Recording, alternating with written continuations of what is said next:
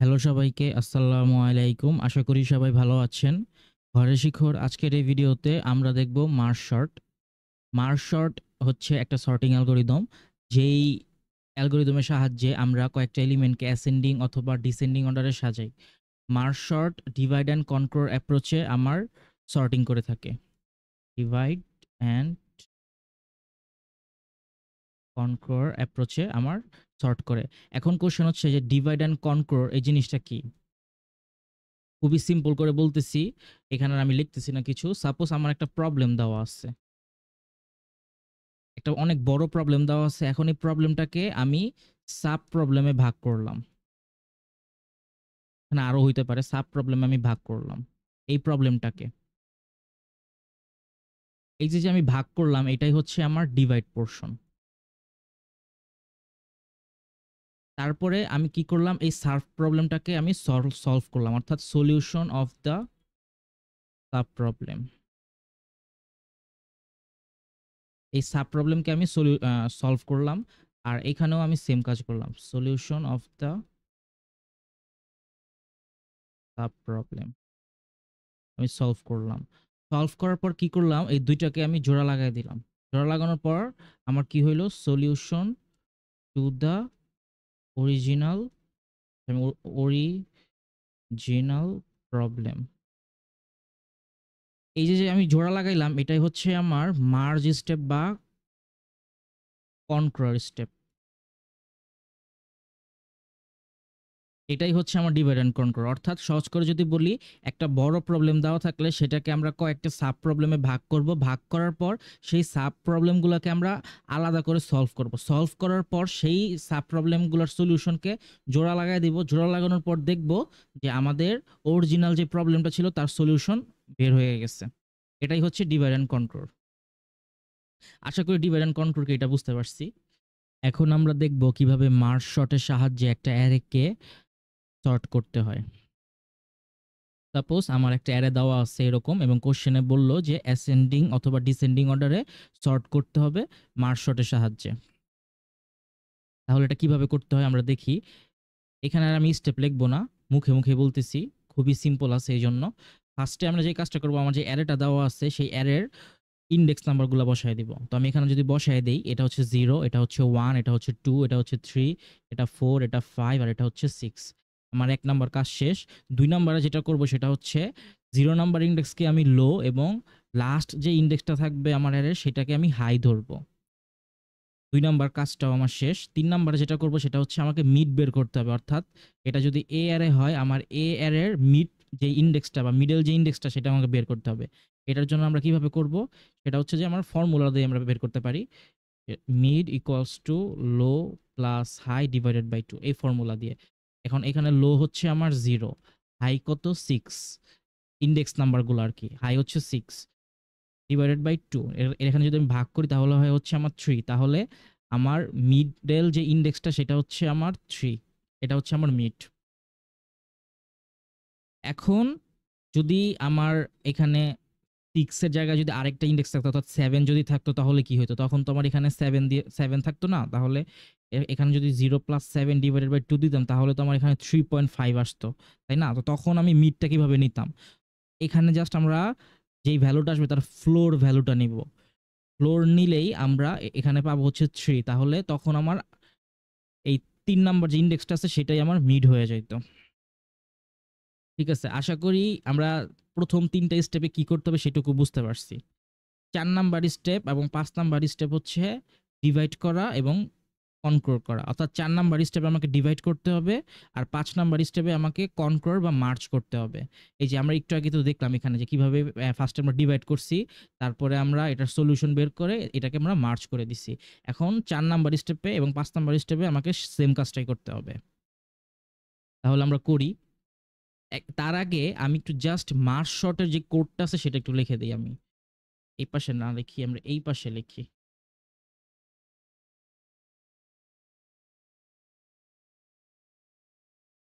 Merge শর্টের যেই আমার আ কোডটা আছে সেইটা, আর মার্জ যেই আমার একটা ফাংশন আছে, সে ২ টা কিন্তু আলাদা। একটু লিখলে বুঝতে পারবো।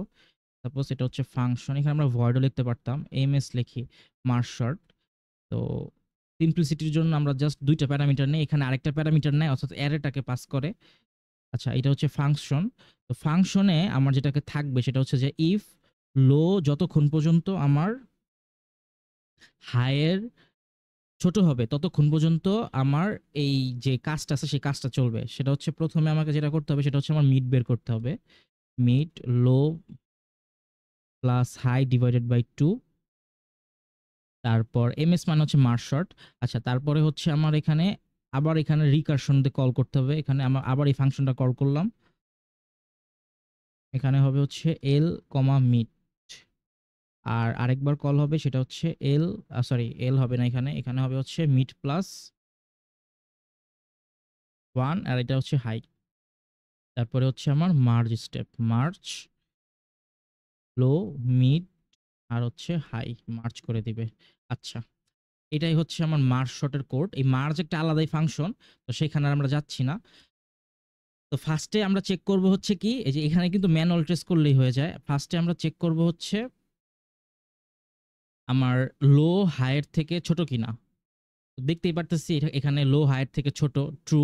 এখানে ইনডেক্স চেক করতেছি ছোট, ট্রু। তাহলে আমরা কি করব? মিড বের করব। মিড বের করে ফেললাম। ওকে। তারপরে হচ্ছে আমরা মার্জ শর্ট আবার কল করছি।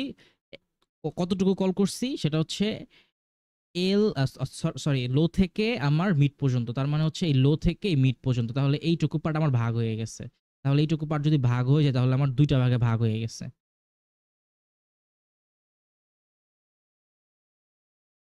এটা হয়ে যাবে 12, এটা হয়ে যাবে 8, এটা 9 আর এটা হচ্ছে 3। আর এরপরে আবার কল হইছে মিড প্লাস 1 থেকে h পর্যন্ত। তাহলে মিড প্লাস 1 থেকে হচ্ছে h পর্যন্ত। আমার মিড প্লাস 1 থেকে তারপরে হচ্ছে h পর্যন্ত। আচ্ছা। তারপরে আবার যখন এই মার্শলটা কল হইছে তখন কিন্তু এইটা আমার লো, এইটা হাই আর এটা হচ্ছে আমার মিড। মিড যদি আমি করি তাহলে আমার এইটা মিড হয়ে যাবে। এভাবে সেম করতে পারি। এখানে আমি লিখতেছি না। লেখার দরকার নেই। আবার আমরা ভাঙবো।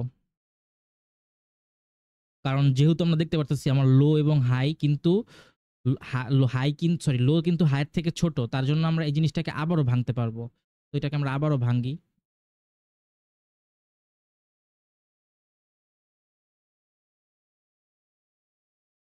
এটা ভাঙলে আবার ২ ভাগে ভাগ হয়ে যাবে। এটা হবে 12, এটা হয়ে যাবে হচ্ছে 8 আর এটা হয়ে যাবে হচ্ছে 9 আর এটা হয়ে যাবে হচ্ছে 3।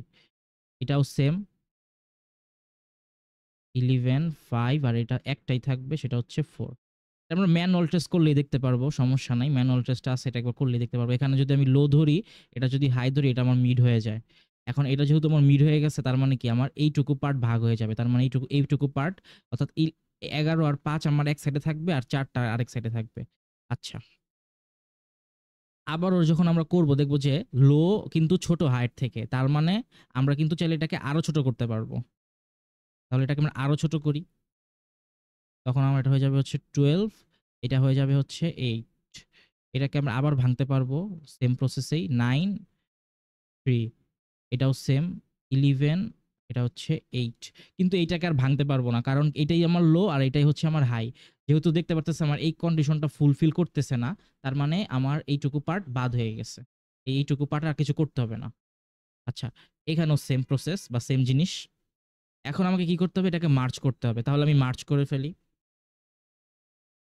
মার্জ করার সময় যেহেতু এটা আমি অ্যাসেন্ডিং অর্ডারে করতেছি, এটা আসলে মার্জ যেই ফাংশনটা আছে সেই ফাংশনে এটা কাজ করবে। তো আমি আর দেখাচ্ছি না। কারণ যেহেতু সিমুলেশন। আমরা যখন মার্জ করব তখন যদি অ্যাসেন্ডিং বলে তাহলে ফার্স্টে আমরা ছোট ভ্যালুগুলা লিখব। 12 আর সরি 8 আর হচ্ছে 12 লিখলাম। এখানেও সেম না 3 এটা হচ্ছে 9। আমি একবার লিখেই নেই। এটা হচ্ছে আমার 8 আর এটা হচ্ছে 11। 8 আমার ২ বার আসছে। ২ বার আসার কথা না, সেটা 5 হবে।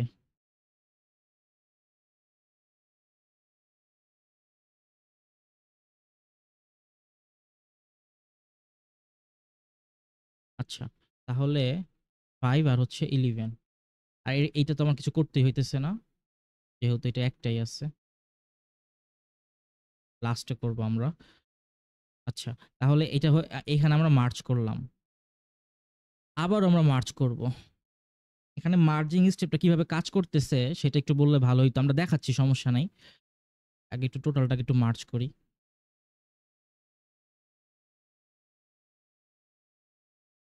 যেহেতু অ্যাসেন্ডিং অর্ডার, আমার এই দেখতে হবে যে এই দুইটা যে সাব প্রবলেম আছে, সাব প্রবলেমের মধ্যে সবচেয়ে ছোট কোনটা? 3 টা। এটার সাথে আমার এই 3 টা কম্পেয়ার করতেছে। তো কম্পেয়ার করার পর আসতেছে কত? 3। তারপর আবার এটার সাথে 9 কম্পেয়ার করতেছে। দেখতেছে 8 আমার ছোট, তার মানে 8 টা এখানে আসলো। আবার দেখতেছে 8 যেহেতু শেষ, এখন হচ্ছে 11। 11 এর সাথে দেখতেছে যে আমার 9 কি ছোট না বড়? যেহেতু দেখতেছে 9 ছোট, তাহলে 9 বসে গেছে। তারপর বাকি যেটা থাকে 11, 11 টা এখানে বসে গেছে। এভাবে কম্পেয়ার করে আমার বসতেছে এই জায়গায়, এই অ্যারের মধ্যে। আচ্ছা, এখন হচ্ছে এই ২ টা আসতেছে। আমরা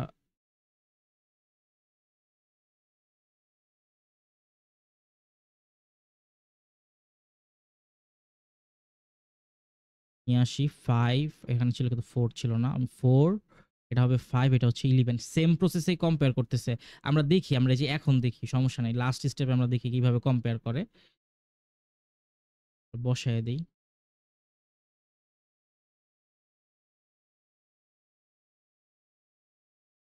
আচ্ছা, ৩, ৩, ৬ আর একটা ৭ টা। তো এইখানে আমরা একটা আচ্ছা, এটা অন্য কালিদা লিখি। এখানে আমরা একটা I ধরি, এইখানে আমরা একটা J ধরি, আর এইখানে আমরা K ধরি। ইনিশিয়াল পয়েন্ট যেগুলো আছে, ইনিশিয়াল যে ইন্ডেক্সটা আছে। ফার্স্টে কি করে? আই এবং জে কম্পেয়ার করে। যে দেখে যে আই বড় নাকি জে বড়। যেটা বড় সেইটা বসে না, যেটা ছোট সেটা বসে। তাহলে কে ছোট? এখানে ৩ ছোট না ৪ ছোট? ৩ ছোট, তার মানে এখানে ৩ বসলো। তারপরে কে করলো কি? ১ আগায়া গেল। কে প্লাস, প্লাস হয়ে কে আগায়া গেল। তারপরে যেহেতু ৩ বসছে, তার জন্য এখানে আইটা ১ স্টেপ আগায়া গেছে। এখানে এখন আই আছে, আই এখানে আর নাই।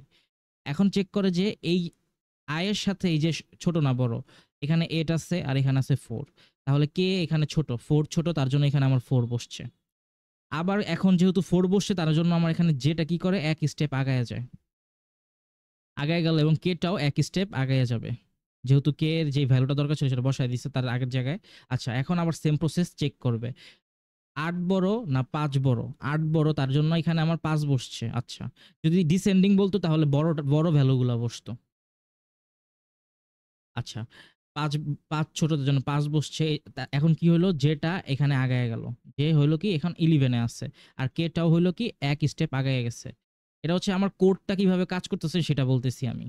পরীক্ষার হলে এভাবে দেখানোর দরকার নেই। জাস্ট ২ টাকে মার্জ করে দেখায় দিব যে হ্যাঁ, আমার এটাই হচ্ছে লাস্ট অরিজিনাল অ্যারে, সর্ট করলে এরকম থাকবে। আমি বুঝানোর জন্য বলতেছি আরকি। আচ্ছা, এখন আমরা চেক করব হচ্ছে ৮ বড় নাকি ১১ বড়? ১১ বড়, তার জন্য এখানে আমার ৮ বসছে। আইটা ১ স্টেপ আগায়া গেছে। এইখানে ১২ হবে। আমি এখানে ১১ লিখছি। আচ্ছা, টা এক স্টেপ আগায়া গেছে। এখানে আসলো ৯। এখন হচ্ছে আমার চেক করতেছে যে ৯ বড় না ১১ বড়? ১১ যেহেতু বড়, তার জন্য আমার এখানে ৯ বসতেছে। আবার আ আ এখানে টা চলে আসলো। এখন আমার দেখতেছে যে ১১ বড় না ১২ বড়? এখানে যেহেতু ১২ বড়, তার জন্য আমার এখানে ১১ বসলো। আর যেহেতু দেখতেছে যে আমার যে বা এই অ্যারের মধ্যে আর কোনো ভ্যালু নাই, তার জন্য আমরা করব কি? যে বা আমার যে এই যে এটাকে যদি আমি একটা অ্যারের নাম দেই বা যেকোনো একটা অ্যারে ধরি, এই অ্যারের যেই ইনডেক্স গুলা বা যে ভ্যালু গুলা বাকি আছে, সেই সব ভ্যালু গুলা আমরা এখানে বসায় দিব। যদি এখানে আরো ভ্যালু থাকতো, সাপোজ আমি ধরে নিই এখানে আমার ১৬ আছে, এখানে আমার ১৭ আছে, তাহলে আমার তো এখানে কম্পেয়ার করার মতো আর কিছু নাই। তাহলে এইখানে আমার কম্পেয়ার শেষ হয়ে গেছে। তাহলে ১২, এখানে ১৬ আর এখানে আমার ১৭ বসে যাইত। মানে যা থাকবে লাস্টে সেটা আমার বসে যাবে এখানে। এখন কিছু ছোট জিনিস আমি একটু বলে ভিডিওটা শেষ করে দেই। সেটা হচ্ছে যে আমার মার্জ শর্টের টাইম কমপ্লেক্সিটি হচ্ছে O of n log n, merge শর্টের টাইম কমপ্লেক্সিটি। আচ্ছা, আর কিছু জিনিস বলি, সেটা হচ্ছে যে আমরা ৩ টা সর্টিং দেখছি। একটা হচ্ছে কুইক সর্ট, একটা হচ্ছে মার্জ শর্ট, আর একটা হচ্ছে কাউন্টিং সর্ট। তো কুইক সর্টের ভিডিওতে আমরা বলছিলাম এটা হচ্ছে যে ফাস্টেস্ট সর্ট, যদি জেনারেল কেসে বলি, জেনারেল পারপোজ বা জেনারেল কেসের ক্ষেত্রে, জেনারেল পারপোসে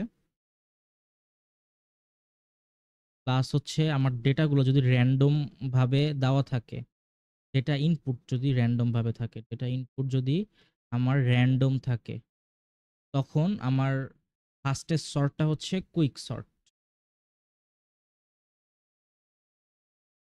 এটা আশা করি আমরা কুইক সর্টের ভিডিওতে দেখছি। আজকে আমি আরো ২ টা বলতেছি। আচ্ছা, আমরা আজকে মার্জ সর্ট দেখছি, তার জন্য আমরা মার্জ সর্টটাই দেখি। সেটা হচ্ছে যে, যদি আমার এরকম বলে কোয়েশ্চেনে যে consistent time complexity n log n, এটা কোন সর্ট আমার দিতে পারে? সেটা হচ্ছে আমার মার্জ সর্ট। এগুলো জাস্ট একটু আমরা মাথায় রাখবো। এটাকে আর এক্সপ্লেন করতেছি না। যদি আমাকে কোয়েশ্চেনে বলে যে consistent time complexity n log n, এটা আমার কোন সর্ট দেয়? মার্জ সর্ট দেয়। আচ্ছা, আরেকটা আছে, সেটা হচ্ছে আমার কাউন্টিং সর্টের ক্ষেত্রে। সেটা হচ্ছে যদি আমাকে বলে যে নন কম্পারিজন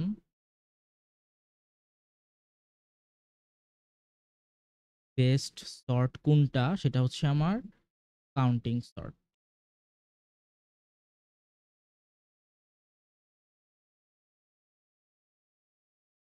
আচ্ছা, আর কাউন্টিং সর্ট হচ্ছে, মানে কাউন্টিং সর্টটা হচ্ছে আমার বেস্ট বা পারফেক্ট ফর আইডিস, গ্রেডস, দেন হচ্ছে আমার এইজ উইথিন আ রেঞ্জের মধ্যে।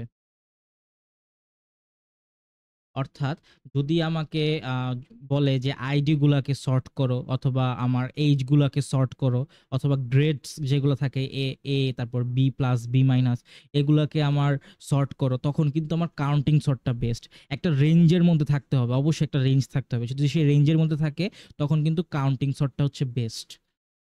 আচ্ছা, আর এই কাউন্টিং সর্টকে আমরা নন কম্পারিজন বেসড সর্ট বলি। এই ৩ টা সর্টের মধ্যে আমি বলতেছি মার্জ সর্ট, কাউন্টিং সর্ট আর হচ্ছে আমার কুইক সর্ট। এই ৩ টা সর্টের মধ্যে নন কম্পারিজন বেসড সর্ট হচ্ছে কাউন্টিং সর্ট। আরো ২ টা সর্ট আছে নন কম্পারিজন বেসড। একটা হচ্ছে রেডিক্স সর্ট আর একটা হচ্ছে বাকেট সর্ট মেবি। তো ওগুলো তো আমরা দেখি না, এজন্য আমরা ওইখানে যাচ্ছি না। আচ্ছা, তাহলে এই ছিল আমার ৩ টা জিনিস। এখন এরকমও থাকতে পারে কোশ্চেনে আমাকে সর্ট করতে বলছে, কিন্তু আমাকে বলে নাই যে কোন সর্টিং অ্যালগরিদম দিয়ে আমাকে সর্ট করতে হবে। তো এর বদলে বলল যে আমার এমন এমন একটা সর্টিং অ্যালগরিদম দিয়ে সর্ট করতে হবে যার টাইম কমপ্লেক্সিটি কনসিস্টেন্টলি আমার n log n থাকে। তখন কিন্তু আমার বুঝে নিতে হবে যে সেটা হচ্ছে আমার মার্জ সর্টের সাহায্যে সর্ট করতে হবে। যদি আমাকে বলে যে এমন একটা সর্টিং অ্যালগরিদম দিয়ে সর্ট করতে হবে যেটা হচ্ছে নন কম্পারিজন বেসড, তখন কিন্তু আমাকে কাউন্টিং সর্ট দিয়ে সর্ট করতে হবে। আবার যদি বলে যে না, এমন একটা সর্টিং অ্যালগরিদম দিয়ে সর্ট করতে হবে যেটা হচ্ছে কুইকার বা ফাস্টেস্ট সর্ট করে দিবে আমাকে, তখন কিন্তু আমাকে কুইক সর্ট দিয়ে সর্ট করতে হবে। তো এরকম কিছু ট্রিকি জিনিস বলতেই পারে কোশ্চেনে, তার জন্য আর কি এগুলো বলা। আচ্ছা, তাহলে আশা করি আমরা মার্জ সর্টটা বুঝতে পারছি যে কিভাবে সর্ট করতে হয়। খুবই সিম্পল আছে মার্জ সর্টটা। একবার জাস্ট ভিডিও দেখে দেখে খাতায় করলেই আমরা বুঝতে পারবো যে এটা কিভাবে করতে হয় সিমুলেশনটা। আর যদি না বুঝি তাহলে যে এইটা হচ্ছে মার্জ সর্টের জাস্ট কোডটা। এখানে মার্জের যে স্টেপ বা মার্জ যে ফাংশনটা আছে সেটা কিন্তু আমরা দেখাই নাই। আচ্ছা, তাহলে আজকে এইটুকু ছিল এই ভিডিওতে। পরবর্তী ভিডিও দেখার জন্য সবাইকে আমন্ত্রণ থাকলো। সবাইকে ধন্যবাদ। আসসালামু আলাইকুম।